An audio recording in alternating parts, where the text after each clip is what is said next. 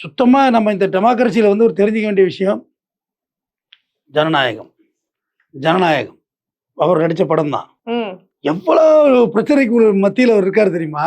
அவ்வளவு பிரச்சனையிலயும் அவரு எல்லாத்தையும் தாங்கி வந்திருக்காருங்கிறதா இப்ப பெரிய ஒரு பேச்சு பொருளா இருக்கு. அவ்வளோ நீங்க சொன்னீங்கல்ல, இப்ப வந்துட்டு திமுக அவர்களை எதிர்க்கல, மேபி எதிர்த்திருந்தா ஓட்டு கம்மியா குறைஞ்சிருக்கலாம்.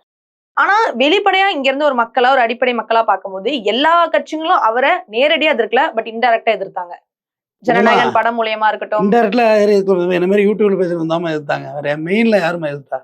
ஏடிஎம்கேல 6 மந்திரியே தோத்து விட்டாங்கம்மா. டைரக்டா எதிர்க்கல சார். பட் அப்ப அந்த படம் ரிலீஸ் ஆக விடாம ரிலீஸ் ஆகிறது பிஜேபி சென்சார் மத்திய தணிக்கை கூட, அதுக்கு மாநில சம்பந்தம் கிடையாது.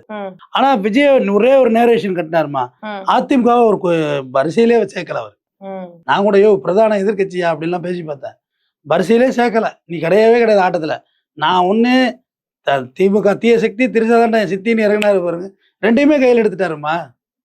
திமுகவையும் காலி பண்ணிட்டாரு. திரிசா மேடம் வாழ்த்துறது, திரிசாவுக்கு ஹாப்பி பர்த்டே சொல்லுங்க, ஹாப்பி பர்த்டே சொல்லுங்க. அது அவருடைய பர்சனல், நம்ம அதுக்கு போக வேண்டாம். திரிஷாவுக்கு பிறந்த நாள்னு சொன்னேன். நீ அவரு ஏன் சார் இப்ப த்ரிஷா வராங்க? அவன் போயிட்டாங்களே வீட்டுக்கு, போனா பேசதான் செய்வோம். அது நிறைய பேர் போனாங்க அப்படி பார்த்தா வீட்டுக்கு. மகிழ்ச்சி சொல்லுங்க, மகிழ்ச்சி. சரி, இப்போ நம்ம பர்சனல் பத்தி பேசணும் அப்படின்னா எல்லா அரசியல்வாதிகளுக்கும் அவங்களுக்கு ஒரு பர்சனல் இருக்கும். அதெல்லாம் யாரும் கவலைப்படல. இன்ஃபேக்ட் எடப்பாடி அவர்கள் ஒரு பிரச்சாரத்துல வெளிப்படையா உதயநிதி அவர்களை பத்தி ஒன்னு சொன்னாரு.